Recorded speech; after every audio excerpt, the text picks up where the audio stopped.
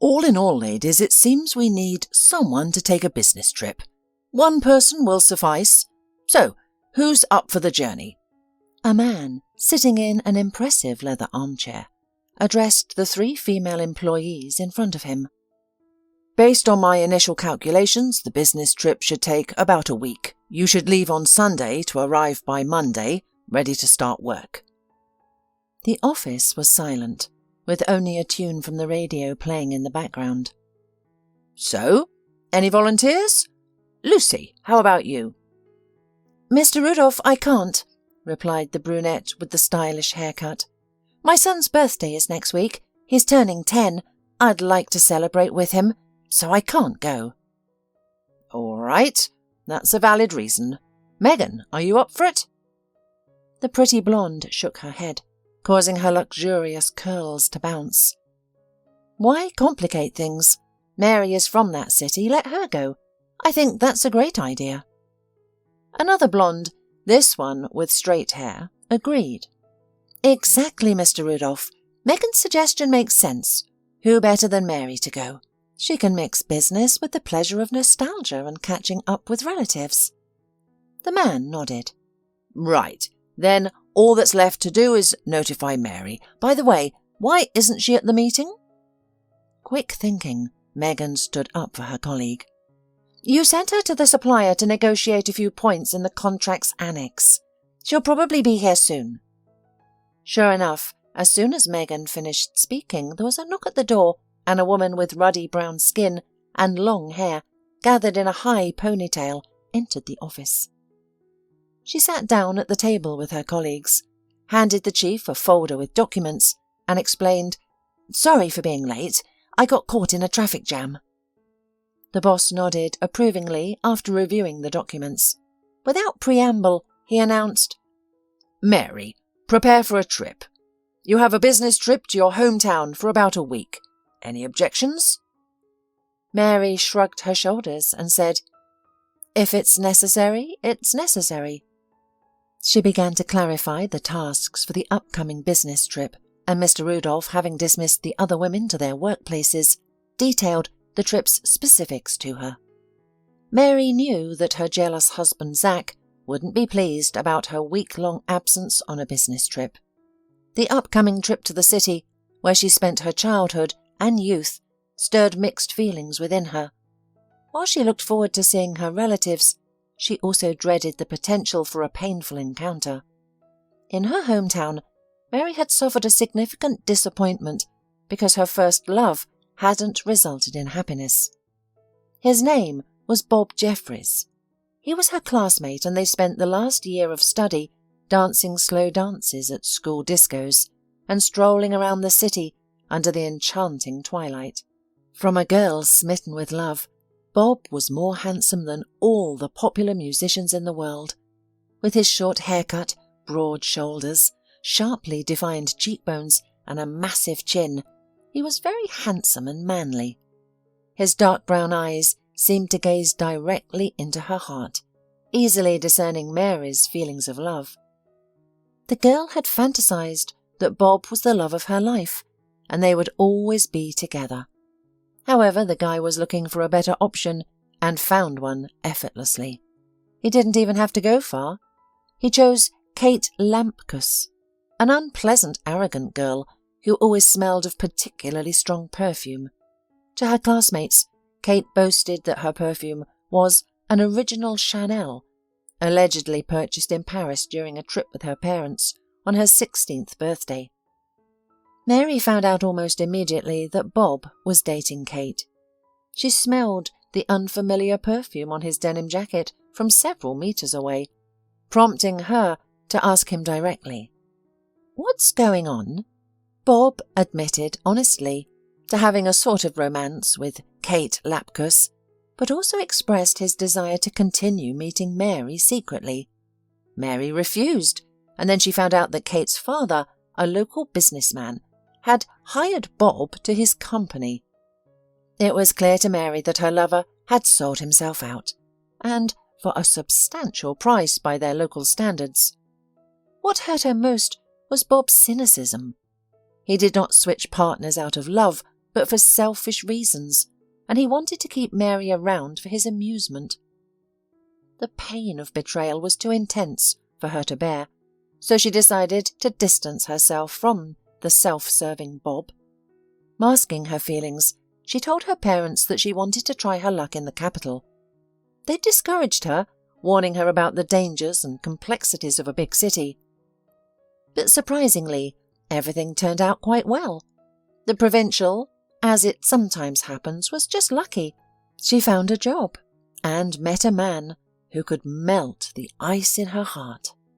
Zach was 7 years older than Mary, had already graduated from university, and held a normal position in a large concern. Their paths crossed when Zach took refuge in the coffee shop from a sudden downpour. While waiting for the rain to stop, he had the time to appreciate the young barista's attractiveness and good nature. She was welcoming to every visitor of the coffee shop. Moreover, she spoke correctly, a trait that Zach's mother Denise always said was a sign of good manners.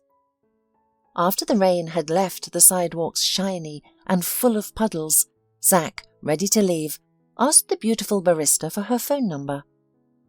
For their first date, Zach quickly swept the provincial girl into a whirlwind of courtship. His sincerity dispelled any lingering doubts in her mind.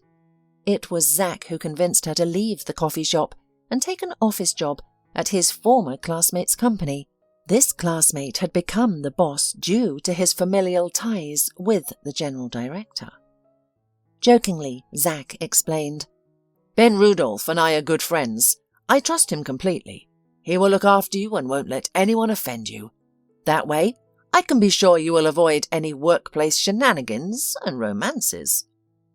Surprisingly, Zach quickly introduced Mary to his mother. Denise accepted her warmly, and the fact that Mary was a newcomer and only had a school education didn't bother her.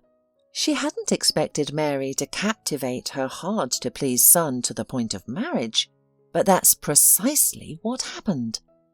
Denise knew better than to dissuade her son, as it could severely damage their relationship. Mary's parents were very fond of their son-in-law, and Mary herself was blissfully happy.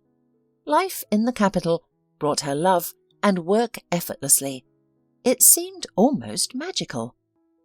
Living with her mother-in-law in the same apartment could have been a challenge for some, but not for Mary. She was confident she could get along with anyone for the sake of her husband, especially since Denise had always been reasonable and sensible. The couple decided to focus on savings for a mortgage down payment and investing a little in the renovation of Denise's apartment. Contrary to popular prejudices, the two housewives, a mother-in-law and daughter-in-law, peacefully shared the same kitchen, without any squabbles or discontent. Hearing her colleagues complain about their in-laws, Mary quietly rejoiced in her good fortune. Everyone was satisfied, especially Zach, as his mother and wife didn't compete for his attention, creating a cozy and pleasant atmosphere in their apartment. When, during the dinner, Mary informed Zach that she would be going on a week-long business trip, he got visibly upset and exclaimed, "Why on earth did your boss decide to send you? Aren't there any other employees? He knows my stance on your travels." Mary attempted to soothe her husband, saying, "Zach, who else but me can go to my hometown? I won't even need to rent a hotel. My parents will be happy to host me. So don't worry. Understand that I can't take advantage of the fact that my immediate superior is your friend to avoid travel for work matters. Besides, don't you trust me?" Zach remained stoic. He understood that his wife's work trip did not pose a threat to their marriage, but despite many years of marriage, he disliked the idea of a long separation. He admitted, "No, it's not that. I trust you, and I understand that meeting your parents is a great bonus of this trip. It's just that I'm going to miss you." Denise, who had lately been arriving home from work much later than the young people, as she referred to her son and daughter-in-law, walked in on a peaceful scene in the kitchen. Mary and Zach sat on the sofa arm in arm. The elderly Tom, the cat, was snoozing next to them, well fed and content with his life. Mary noticed her mother-in-law and began setting the table for her. "Zack and I have already eaten. I'll set the table for you now, and then we can all have tea together." Zack's mother gently patted her sleeping pet, who murmured worriedly. After washing her hands and changing her clothes, she joined them at the table. Denise ate her dinner happily, merely nodding when she heard that her daughter-in-law would soon be going on a business trip. Although the woman at first glance behaved as usual, Mary noticed that mentally she was somewhere far away, and did not even reproach the cat for his laziness and ignoring her appearance in the apartment. However, there was no time to think about it too closely. It was necessary to get ready for the road. As she saw Mary off, Denise sent verbal greetings to her parents and seemed to behave as usual. This reassured Mary, who dismissed her earlier thoughts about her mother-in-law's strange behaviour. Her focus shifted to her upcoming trip back home. At the airport, Mary was met with the usual bustle. Ignoring the insistent taxi drivers preying on tired and hurried travellers, she made her way to the bus stop. Mary didn't let her parents know about her arrival to avoid causing unnecessary fuss. She knew that otherwise her mother would have prepared a feast fit for a wedding. Each time she approached her home, an inexplicable feeling overwhelmed her. Her anticipation of a joyful reunion was tangled with both happy and sad memories, causing her heart to beat a little faster. Seeing the kitchen light on, she knew her family was home. She unlocked the door to her parents' apartment and announced loudly, "Hello, everyone." Her parents were thrilled with their daughter's surprise visit, but a situation cast a shadow over their reunion.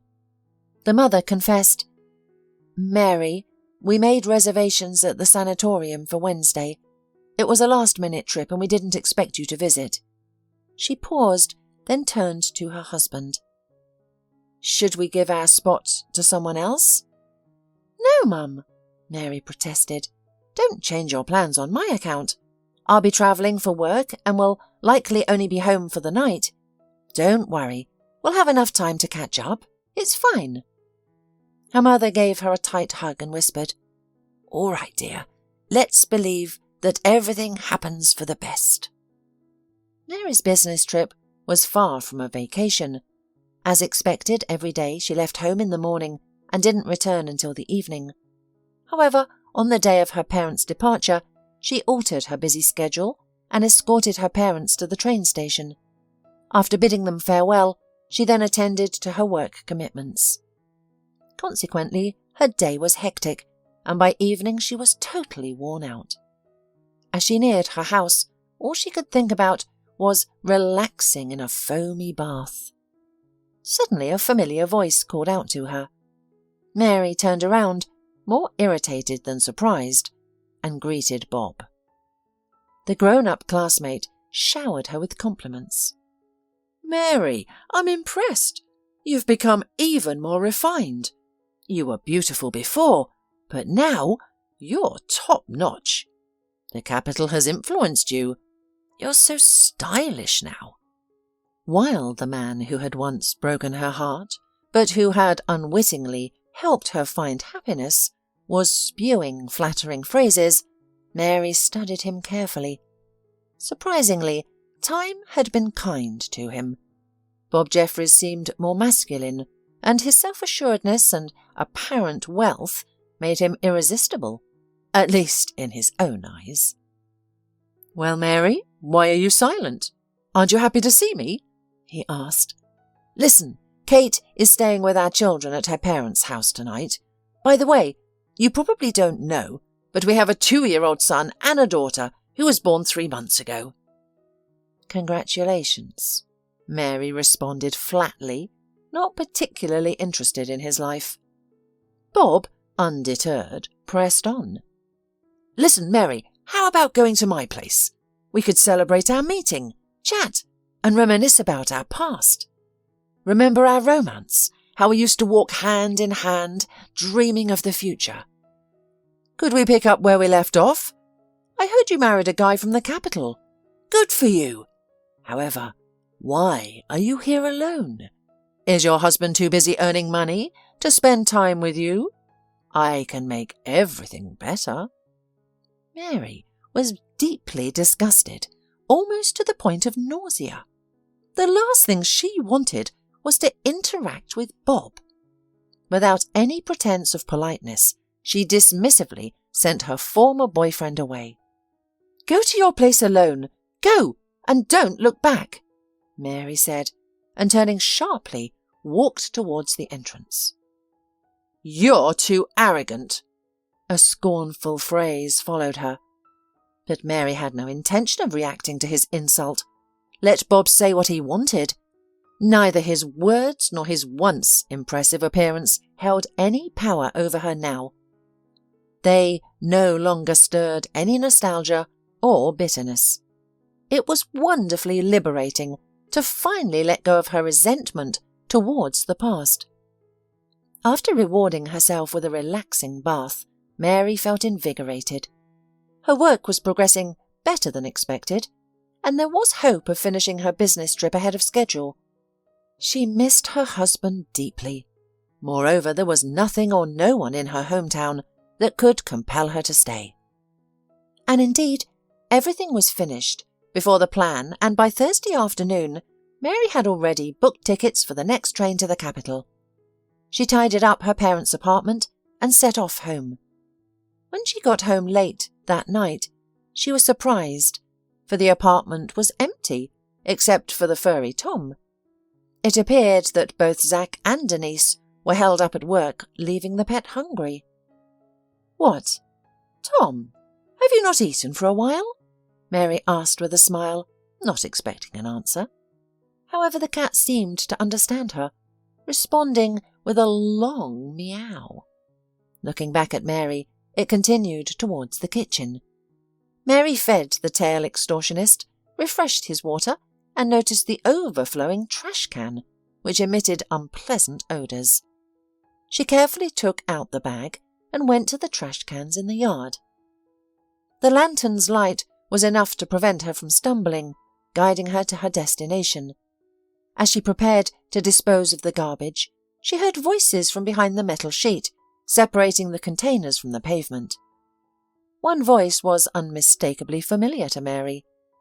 She listened more intently and recognized it as her mother-in-law's, who was unaware of her presence just 7 meters away. It was a rather unexpected situation. Mary intended to slip away unnoticed when suddenly she heard her name mentioned. Overcome with curiosity, she decided to stay put. Despite chastising herself for it, it became clear that what Denise was discussing was not intended for her ears. "Mary's away on a business trip, but judging by the light in the windows, my son must be home. Otherwise I would have invited you in," she heard her mother-in-law say. A deep, unfamiliar male voice responded in a flattering tone. "Darling, you realize that at our age, hiding in various rented places isn't a viable option, let alone hygienic. I wish you nothing but the best, and I'm so embarrassed that I can't offer you my own apartment. After my divorce, I left everything to my wife and son, and now I feel bad for taking you, the woman I love, to all sorts of rented apartments. I feel incredibly guilty, but you know, I care for you so much. It's more than love. It's adoration. You are like a goddess to me, a true blessing from fate that I don't deserve." There was a brief silence, broken only by the sound of a kiss. Mary stood still, too scared to move, until she heard Denise's timid response. "I understand everything, Joshua, and I appreciate your feelings for me, but what can I do? I can't evict my son and daughter-in-law, who is like a daughter to me, and leave them homeless. They are saving money to buy a house, and, moreover, they completely renovated my apartment with their own money. How can I kick them out?" Once again, the male voice rumbled. Persuasive, resolute, and insistently, he said. "My dear Denise, what this provincial weasel and your son have done is simply their duty. They were trying for the most part for their own comfort. Your Zack is a grown man, married, and it's time he sorted out his housing situation himself. You've given him everything you could. You just need to show him and his wife the door. There's no need to wait for a suitable occasion to put this matter off. Act fast. When your cunning provincial daughter-in-law has a baby, your apartment won't be valued highly on the market with a minor tenant. You'll need to sell it at a substantial discount, losing a considerable amount of money. And for what? Out of pity for your son and daughter-in-law? You should pity yourself first. We could be sitting on the sofa in your cosy living room discussing paintings or movies, but instead we're like teenagers hanging around on the streets and sleeping on other people's pillows. I'm fed up with this instability." Denise timidly objected. "Joshua, you have repeatedly suggested that I free the apartment from Mary and Zack. I can't imagine how to do that. If I ask my son to move, he'll be upset. Should I stir up a scandal so that my daughter-in-law leaves with her husband? It's odd. She's done nothing wrong. In fact, Mary is tidy, cooks well and never causes trouble. We haven't even had a single argument in all 3 years." The invisible interlocutors fell silent. Fearing that now they would go in the direction of the house, Mary quietly, so as not to give away her presence, and without throwing away the garbage bag, hurried back home. She needed to reach home before her mother-in-law and keep her eavesdropping a secret. Running as fast as she could, she reached the bushes that concealed her route to the entry door. Inside the apartment, she put the unpleasant-smelling bag on the balcony, sighed, and remembered her grandmother's old saying, "Nothing should be thrown out in the evening." Yet one could argue that if she hadn't tried to get rid of the source of the foul smell, she wouldn't have overheard the peculiar conversation. Mary was intrigued by the conversation between her mother-in-law and a stranger named Joshua, not because she feared leaving their comfortable apartment for rented accommodation, but due to the hint of insincerity in Joshua's voice. She knew she must tread carefully to avoid offending Denise. Mary had just finished unpacking when the lady of the house came into the apartment. "Mary, have you been here long?" she exclaimed, surprised. "No, Denise. I arrived about 10 minutes ago. I managed to finish my chores early. My parents are in a sanatorium, so I hurried back. I missed you and Zack," replied Mary. Denise warmly smiled at Mary and said, "That's good. Zack should arrive soon. He's been swamped at work all week. You must be hungry from the trip. Why don't you have something to eat?" Mary declined, saying, "No, thank you. I'll take a shower and freshen up. We can dine together when Zack returns." The mother-in-law responded with a nod and a half-smile. Mary was puzzled. Was it possible that this woman could pretend so well that she showed no sign of her discontent or thoughts about separating from her son's family? Or was Mary too oblivious to her mother-in-law's emotions that she missed all the signs? After all, Denise's affair with Joshua hadn't started yesterday. He was already giving advice on how she should handle her property. Mary regretted eavesdropping on the conversation. If she hadn't, everything would have remained normal. Now she had to subtly convince her husband to consider moving to a rental, or better yet, buying their apartment via a mortgage finally. The morning didn't clarify how she should proceed. Despite the opportunity to rest for another day, she chose to go to work, hoping it would distract her from her troubling thoughts. Mr. Rudolph greeted her warmly, while her colleagues expressed surprise that she didn't extend her weekend. It did not even occur to her to open up. But not because Lucy, Megan and Holly were bad, jealous or stupid. It was just that the relationship between the colleagues did not go beyond working cooperation. They would chat during lunch and occasionally go shopping or to the theatre after work, but they respected each other's personal boundaries. Barely waiting for the end of the working day, as agreed, she met with her husband to reward each other for the separation with joint entertainment. After the movie, she initiated a carefully planned conversation. "Zack, isn't it time for us to get our own place?" Mary asked. Zack was visibly surprised. "Why would you say that, Mary? Are we not living well with my mum? I've never noticed any disagreements. Why should we move all of a sudden?" Mary, embarrassed to admit that she had overheard a conversation of her mother-in-law, tried to justify herself. "You're right, we don't have any misunderstandings. But your mum is still young. She's almost 55, which isn't considered prime age these days. Denise is a real beauty and looks youthful. Maybe she has plans for her personal life, and we might get in her way." Zack laughed. "My mum is indeed beautiful and looks great. But trust me, after my father left to pursue happiness with another woman, his so-called new love, she sees all men as betrayers. I've occasionally reminded her that she's a vibrant woman deserving love, but she outright rejects this, calling it nonsense. So, we're not in her way at all. Who knows, she might even struggle being alone." Mary agreed that it wasn't quite right to divulge his mother-in-law's personal secrets, even to her son. If Denise was serious about Joshua, it was her right to introduce him to the family. Fortunately, she didn't need to keep her mother-in-law's secret for long. Less than a week later, a flustered Denise announced, "I have a surprise for you. This weekend, a man I'm seeing romantically is coming to visit. I hope you can welcome him warmly. He's already nervous enough about meeting you." Caught off guard by the news, Zack fell silent. Seeing that her mother-in-law was expecting some form of support, Mary reassured her. "Denise, don't worry. We will meet your guest with open arms. Right, Zack?" The stunned man nodded in agreement. "I'll help you prepare the treats, of course. Let's just decide what will be on the table, shall we?" the daughter-in-law continued.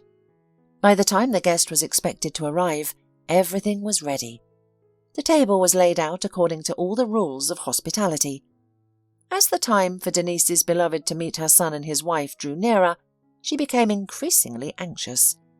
The unyielding minute hand on the kitchen clock seemed to mock her, moving forward, while their guest was yet to arrive. At his mother's request, Zack even went down to the entrance to check if the intercom was working. After confirming that it was, he tried to reassure her. There must be traffic jams on the road. Nervously, Denise attempted to call the man she was waiting for, but to no avail. The answering machine informed her that Joshua's phone was either turned off or out of reach.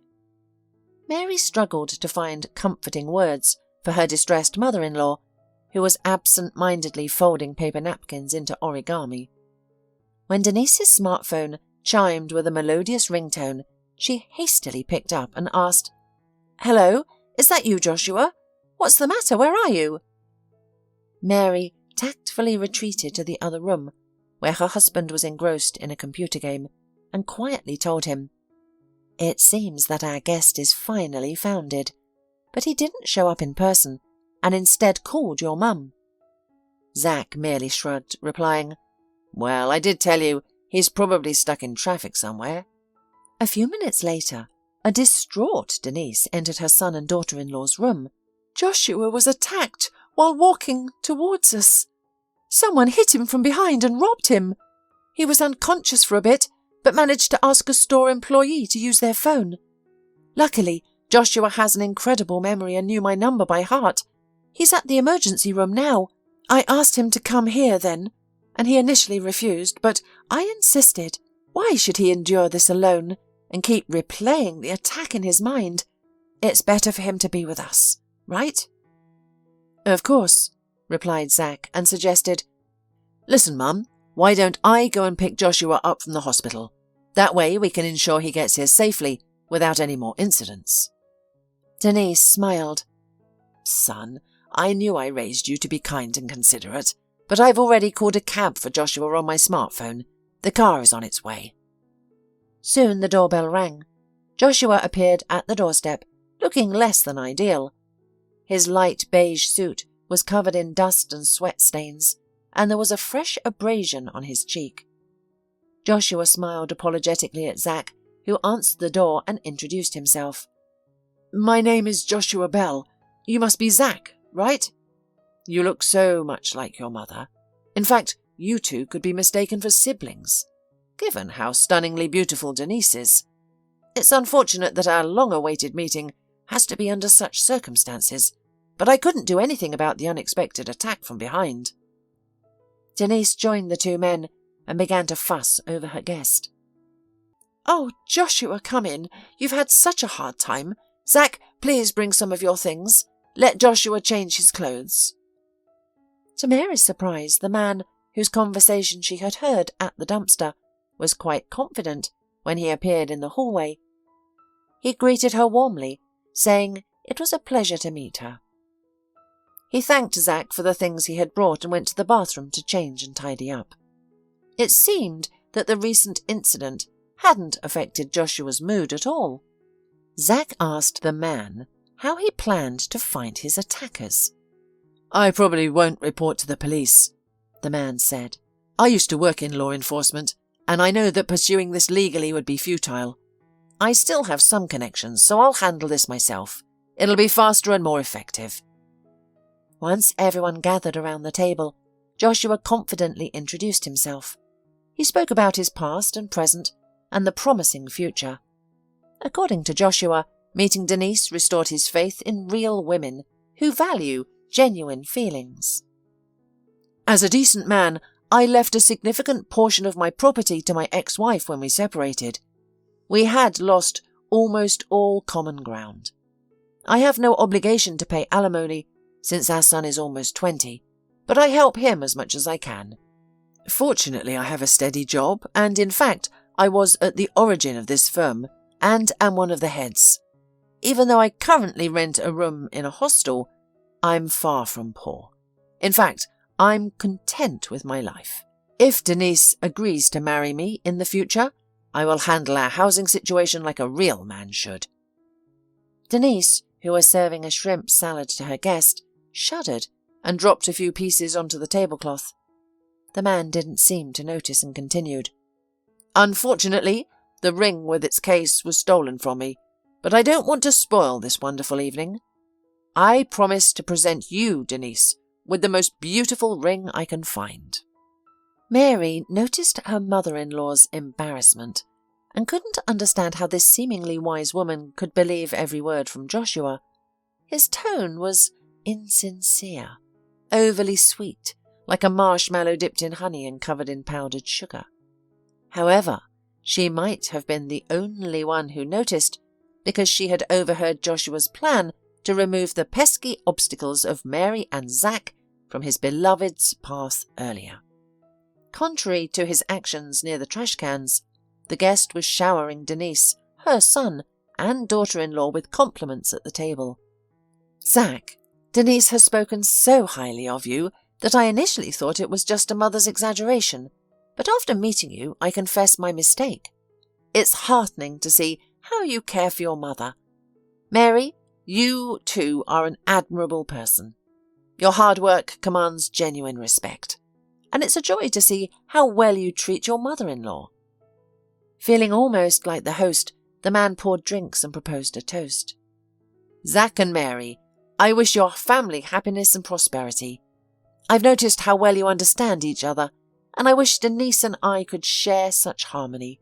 Let's also toast to mutual understanding and hopefully a strong family friendship." Mary was taken aback by Joshua's hypocrisy. He could arguably win an award for his acting skills, but her intuition suggested he wasn't aiming for an acting accolade, but a more valuable prize, like the chance to move into a comfortable apartment and live happily. Denise smiled at her suitor, blinded to his hypocrisy. Perhaps it wasn't her fault. Even Zach, who was observing the guest intently, seemed to appreciate his sweet speeches. If Mary dared to suggest that Joshua wasn't sincere and was only interested in Denise's property, it could disrupt their peaceful relationship. There was only one way out of the stalemate: to sit quietly and to watch how events would develop. Meanwhile, Joshua went on with his offensive, and at the end of the evening, when the excited Denise and Mary served dessert, he asked for a moment's attention. "Denise, will you marry me? Or do you need time to think?" he asked. Denise put her hands to her flushed cheeks and nodded. Joshua quickly moved to her side, embraced her, and started kissing her, unperturbed by Zach and Mary's presence. Then he turned to Zach, his arms still around Denise's waist, and asked, "Will you bless your mother's happiness? It's crucial to me that you understand and accept this. Your mother deserves happiness, and I intend to provide it for her." Zach nodded. Mary, taken aback by this rapid turn of events, didn't dare to disrupt the tender moment by revealing that the sweet-voiced Joshua planned to build his happiness in Denise's territory after first removing his future wife's relatives from the apartment. From that evening, Mary's future mother-in-law's fiancé began to frequent his bride's apartment almost daily. On the next available working day, the mature lovers applied for marriage at the registry office and set a wedding date. Denise began to prepare the second wedding in her life. Meanwhile, Joshua took charge of arranging the restaurant, choosing a toastmaster, and other details, sparing his beloved from these concerns. "My dear Denise, why burden yourself with all this? I'll choose the best options and present them to you for consideration. We'll go with whatever you prefer. Focus on your dress, jewellery, stylist, and whatever else you need." As the wedding day approached, Denise was still undecided about her wedding dress. One day, she invited her daughter-in-law to join her in visiting boutiques and shoe stores. Mary was delighted and agreed. It was heartening to see Denise, who became more cheerful and even appeared rejuvenated as she tried on various dresses and suits. She enjoyed posing in front of the mirrors, although she was adamant about not wearing a veil or snow-white clothes, as she didn't want to make people laugh, in her own words. However, the experienced consultants in the stores were unfazed by this. It doesn't matter at what age happiness finds people. As a result, after many hours of trying on clothes, a beautiful dress in an incredibly refreshing shade of purple was selected for the mature bride. The dress was paired with marvellous shoes with sturdy heels. However, Denise was slightly taken aback by the price of the outfit. Reacting quickly, Mary said with her card, saying, "Nothing is too much for a special day. Besides, the dress doesn't just fit you. It's as if it were tailored just for you. Plus, it's not just for the wedding. It's perfect for any festive event." Denise smiled sincerely. "Thank you, Mary, for helping me decide. I probably would have chosen a more budget-friendly option. Remember the light suit from the department, where the bright scarlet dress was displayed on the mannequin at the entrance. But then I would have regretted it. Now, let's find something interesting for you." Mary agreed, not because she needed a new outfit. She already had a well-cut dress, but she simply enjoyed the bonding experience with her mother-in-law during the outfit search. However, the more she conversed with Denise, the more she realized that Joshua's influence on her was far from positive. While taking a break at the cafe during their shopping centre marathon, Mary's mother-in-law refused to eat anything and instead sipped unsweetened green tea.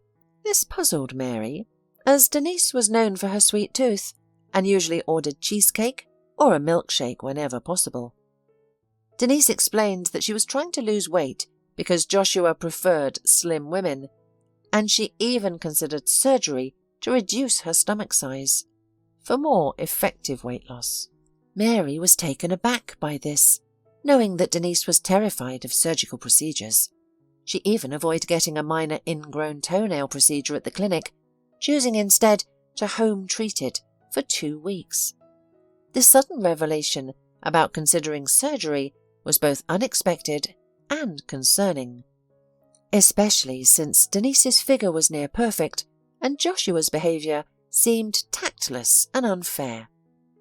Seeing that the groom had taken too much power over his bride, Mary became anxious because if her mother-in-law was thinking about the operation, she would sooner or later support Joshua's idea of vacating the apartment.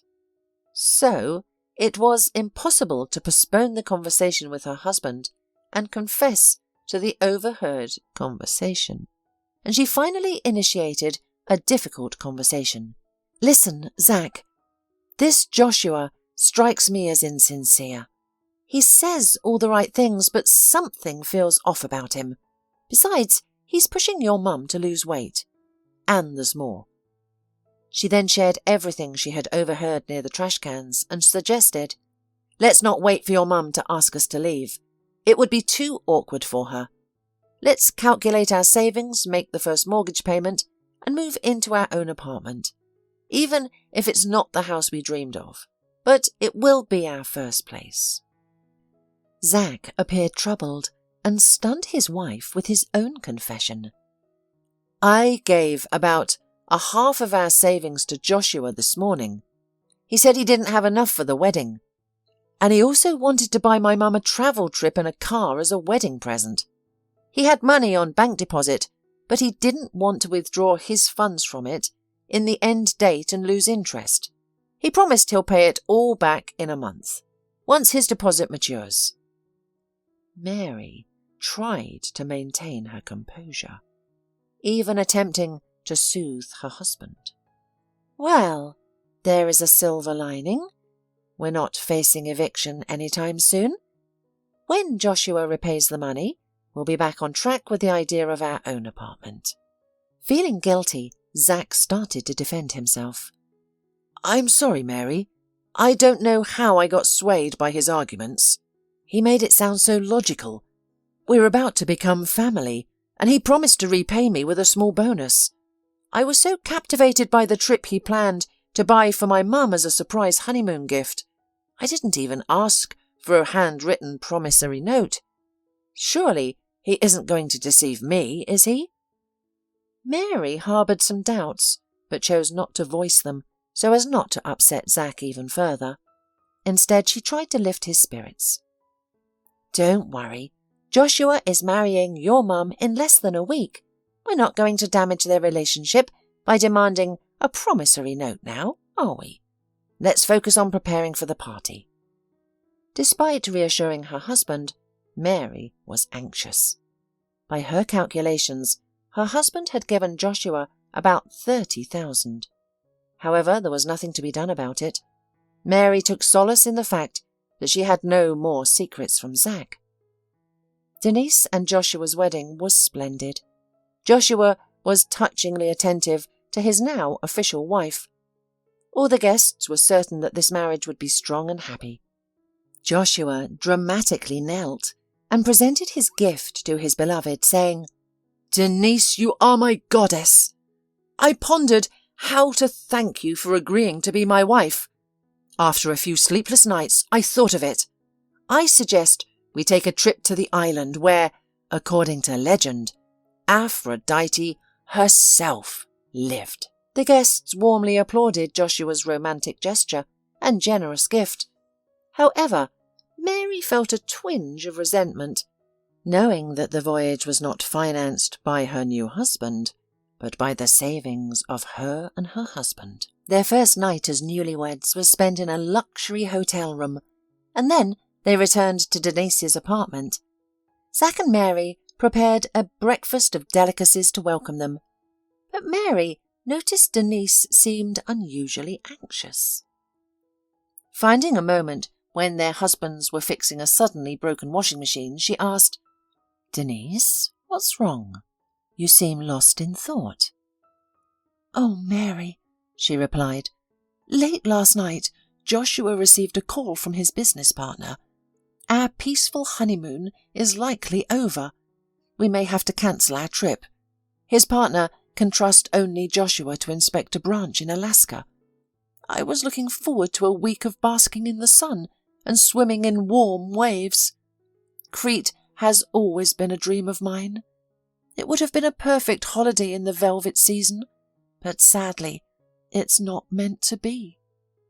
Mary attempted to comfort her mother-in-law. "There are times when we must adjust our plans. My mother always told me, everything that doesn't happen is for the best. That's how fate has ordained it. At least Tom won't miss you." Denise, holding the cat that had just strutted past the sofa, stroked her fluffy pet and agreed. "Exactly. At least Tom won't suffer. Although, to be honest, I don't think he cares who feeds him, provides water or cleans his litter box, as long as it's all done on time." The conversation shifted from the cancelled vacation to discussing the temperaments of cats in general, and Tom's temperament in particular. This was much more enjoyable than dwelling on something that couldn't be changed. When Joshua and Zack rejoined the women, Denise seemed to be in a better mood. After their breakfast, Joshua suggested, "If no one objects, I'll sleep here tonight. I still haven't chosen a suitable place for us to live together, especially since my room is paid for 2 months in advance. There's no reason to waste money on something extra." No one objected. Perhaps Zack felt a bit uncomfortable, thinking that his mother would be in the next room with Joshua, but he didn't voice his concern. Mary didn't feel she had any say in the matter. After all, since her mother-in-law was married, where else should her husband sleep but with his wife? The next day, Mary offered her co-workers her mother-in-law's Crete trip voucher. Holly jumped at the idea of a vacation on the island. "I still have an unused vacation. I think Mr. Rudolph will be able to sign a week for me. You girls will cover for me, won't you?" The colleagues agreed. Given there was no significant backlog at work, why not let someone enjoy a seaside vacation? However, when Mary tried to arrange the ticket sale with her mother-in-law, she was told to contact Joshua, as he held all the necessary information. Joshua disappointed both Mary and Holly, who was already looking forward to a pleasant trip. "Oh, Mary, I'm sorry, but I've already sold the tickets. My employee came to me after finding out I'm going on a business trip," he said. Joshua's business trip ended even sooner than expected. Upon his return, he moved into his wife's apartment without seeking anyone's approval. He brought with him not only his essential items, but also souvenirs from the north: Alaska bear claw salad and pasta server, woolen scarf, and magnets from the town visited. Despite Joshua's evident joy of being near his beloved Denise again, Mary, however, felt uncomfortable with the attention she was receiving from him. He was clearly interested in her, but he managed not to cross the line of decency. Sometimes Mary thought she might be imagining things, yet he was always looking at her. She was unsure how to respond to his gaze, and tried to limit their time together as much as possible. However, living in the same apartment made it impossible to avoid him completely. Joshua's unintentional touches, like when he took something from her hands, made Mary feel uneasy. One day he even slapped her lower back and suggested they shower together. Mary responded by slapping Joshua and locking herself in her room for the rest of the day, skipping dinner and claiming she wasn't feeling well. In the evening, when Zack brought his wife a cup of tea, she asked him to sit and began to tell. "Listen to me calmly and don't rush to retaliation. I don't want you to get into trouble, as this man seems to have connections with the police. I can't live here anymore. Joshua has become too forward, and it feels like he's observing me. Zack, I think he's trying to piss me off so I can get you to move out of the apartment." "Okay, he's won. I can't take it anymore. It's not only disgusting and immoral, but also unfair to your mother. She trusts Joshua, while he behaves inappropriately. Let's retrieve the money he took and leave. I don't want to cause a rift between your mother and me, but I know if I tell her the truth, it would lead to a conflict." Zack was taken aback. He couldn't believe such a scandal was taking place right under his nose. When morning came and only he and Joshua were left in the apartment, Zack decided to have a conversation with him. He started on a neutral note. "Listen, how's your bank deposit? Has it come to its end? I need my money." Joshua was not embarrassed. "Oh, here's the thing. When I was on a business trip, the contract was automatically extended and all accumulated interest was added to the principal deposit, as per the terms of a contract. I'm sorry to make you wait, but withdrawing the deposit now would mean a loss. If it's urgent, I'll borrow money from a friend tomorrow to repay you. It's embarrassing for me too." Joshua looked so remorseful that Zack felt guilty for asking for his money back. However, he still had another important issue to discuss. He asked directly, "Okay, I can wait a few more weeks for the debt. But why are you constantly looking at my wife? It's inappropriate. She is complaining about your harassment. What's that all about?" Joshua seemed shocked. "Zack, I hope you don't believe it. Mary is like a daughter to me, and she's married. A taboo. Moreover, she's your wife. How could I disrespect her like that?" Zack began to question Mary's truthfulness, as Joshua spoke too convincingly. But he still asked, "So you didn't touch her inappropriately?" Joshua was outraged. "Of course not. I didn't want to talk about it, but it's your wife who bothers me. I kept quiet to avoid upsetting you and Denise, but she's always around me. It's awkward. I've told Mary multiple times to behave appropriately, but she seems to provoke me deliberately. She probably wants to tarnish my image in Denise's eyes." Mary, who had returned home for her forgotten purse and inadvertently overheard a conversation not meant for her, stormed into the room. "Well, Joshua, repeat everything you just said with your vile tongue, but this time look me in the eye. Am I the one being dishonest? You, rusty mushroom, speak up, but don't overdo it. You're giving me a hard time, and you're making it look like it's the other way around. Aren't you ashamed of lying like this? You're a mature man, but instead of wisdom, you're filled with malice. You're a despicable person. Not even a person, but you slouching animal." Joshua wrinkled his nose. "Zack, where did you find such a country bumpkin? What kind of language is this?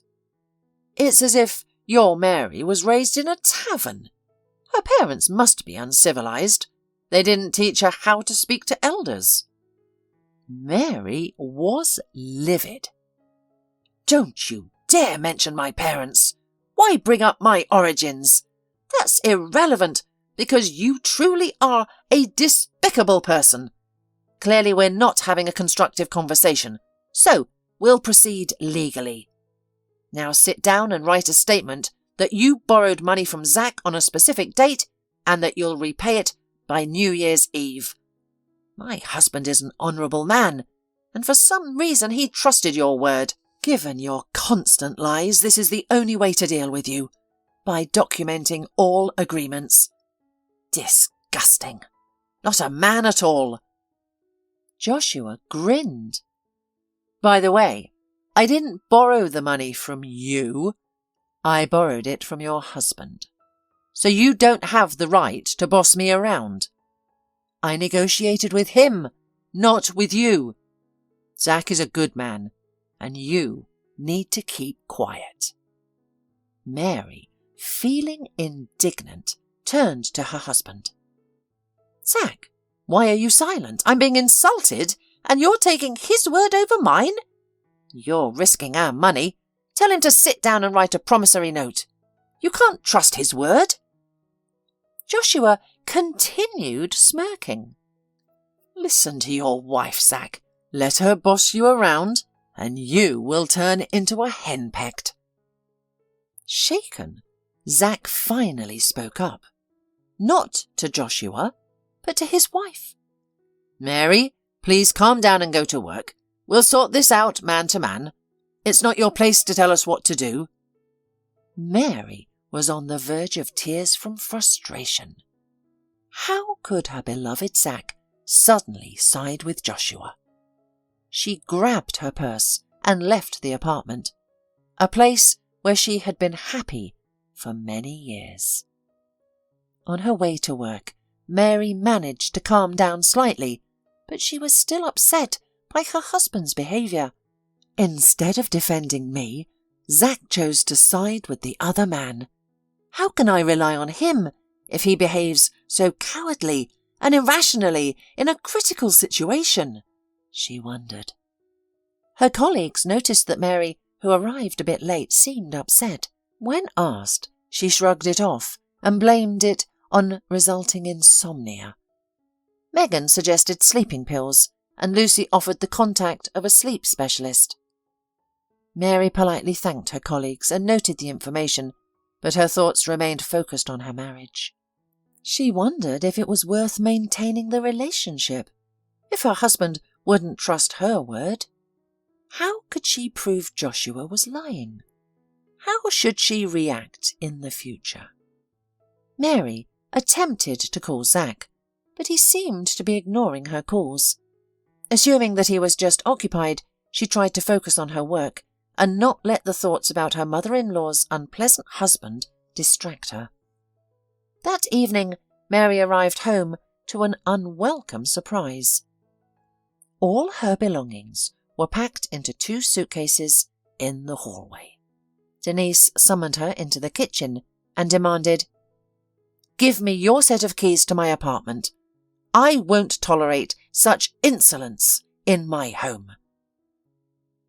Your lies have given Joshua a heart attack. Thankfully, Zack hadn't left for work yet and was able to take him to the clinic.